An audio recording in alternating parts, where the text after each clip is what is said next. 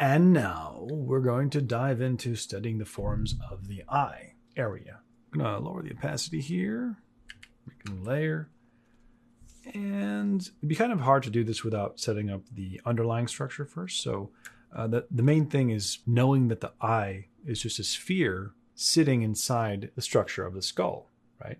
So it's very important to know that there's this structure here, right? So in that case, to simplify that as a low poly, we have the line here, which represents the turn from this side of the skull to the forehead up here. It's not a perfect right angle, obviously. It's curved, but there's still a planes of the face change there, right? So kind of does something like this. If we just kind of cut out this whole area, the geometry goes inward like that. Very important. And it comes out again. And then the brow ridge is going to be protruding like that, but let's just make it low poly for now. Okay. It's going to be extended a little bit like that. And you could sort of just, for now, connect this as a straight, flat plane. Just so we understand the basics of things.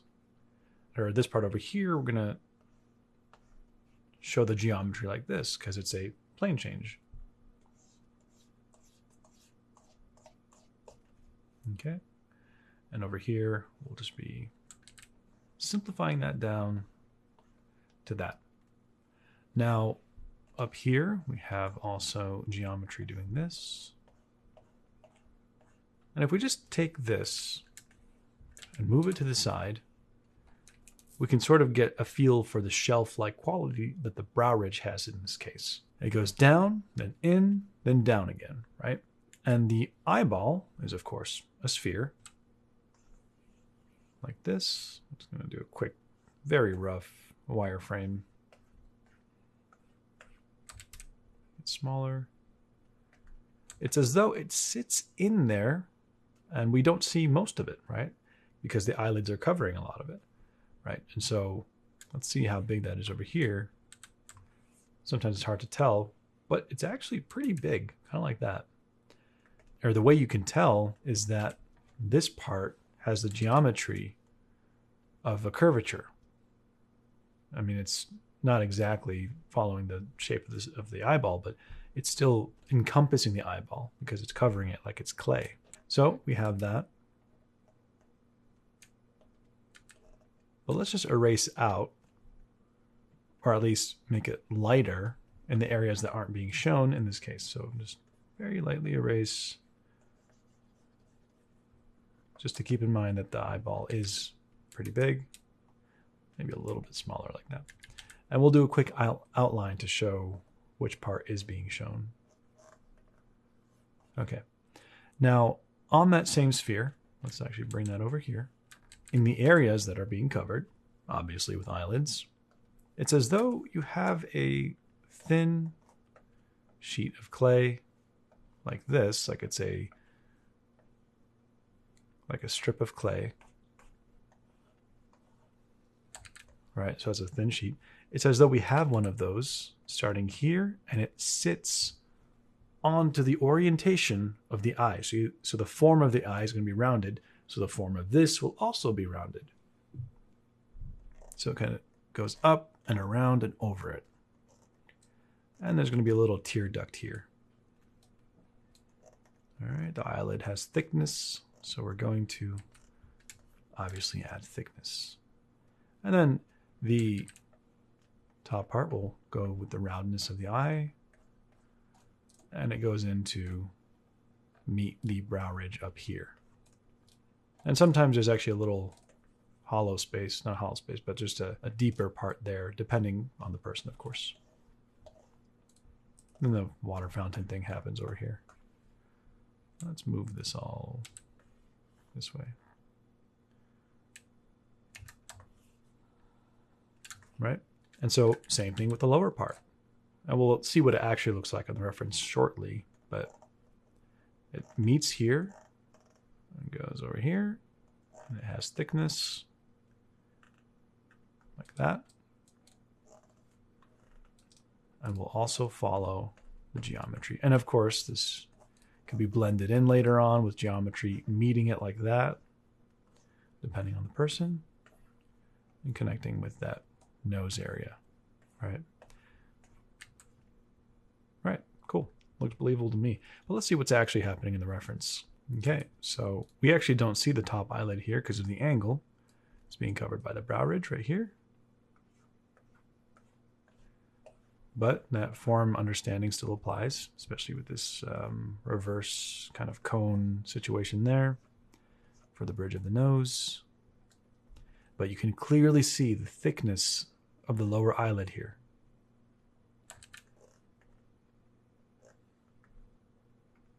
It goes up like that. And we end up with something like this. Now, understanding it like this is one thing, but how would that help us if we're trying to come up with something from our imagination? And here's an example. Let's say we have a cranium, we have a center line, side of we got this kind of line here that represents where that cheekbone is. Right here. Well, let's put the jaw in first, because remember, that line kind of goes in like this, and then that gives us the location of where that jaw is. You just go this way and move a little bit this way, and that's where the jaw is. Refer back to the earlier lessons for that.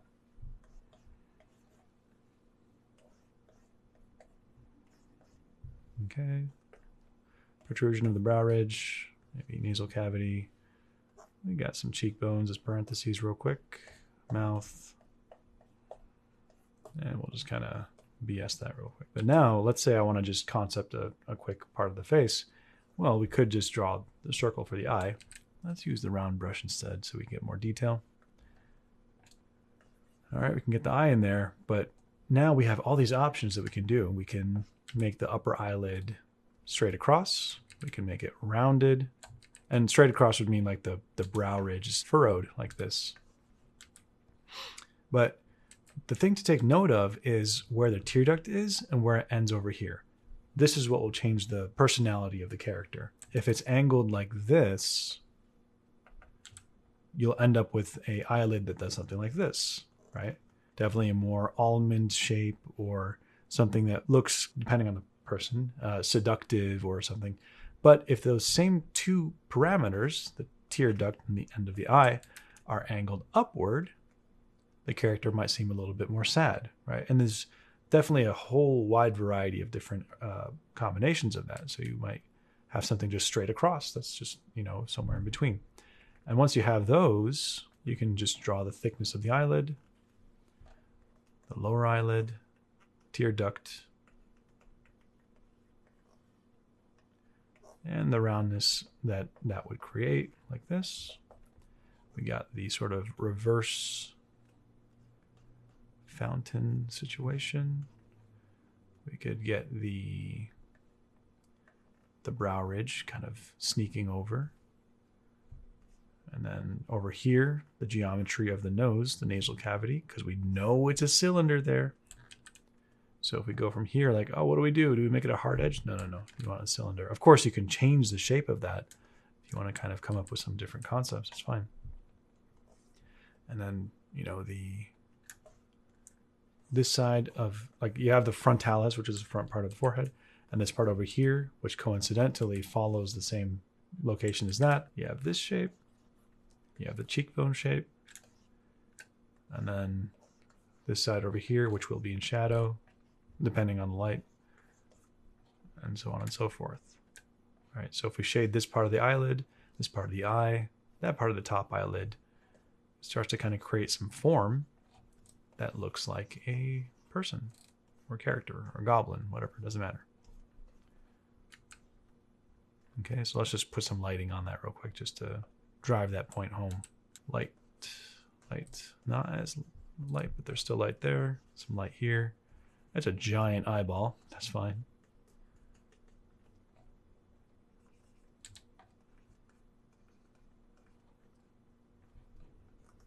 For the sake of the demo. It's perfectly fine. Or maybe you want to design it to be that big. And one thing to note here is if you want this angle of the tear duct and the edge of the eye, that same angle should happen over here, but mirrored. So it's going to be something like that.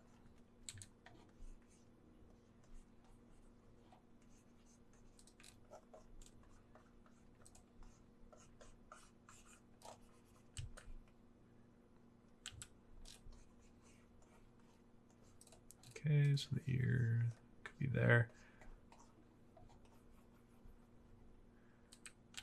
Looks like that gray NPC guy from the memes. Anyway, let's go ahead and flatten that, get out of the way, and we'll go back to our reference and drawing. Let's just apply that geometry here. We know that the brow ridge, no, forehead, comes down like this, then inward, and tapers off right there.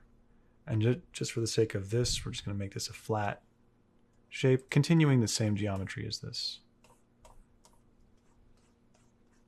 All right. And on this side, we have geometry facing the other way.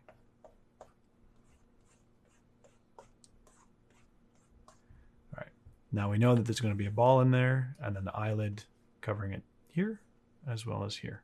So this is actually what I'm keeping in mind, or kind of sensing intuitively without really needing to do the wireframe. But do it like this as practice so that it's second nature to you. He looks like the Terminator with the red eye. Okay, cool.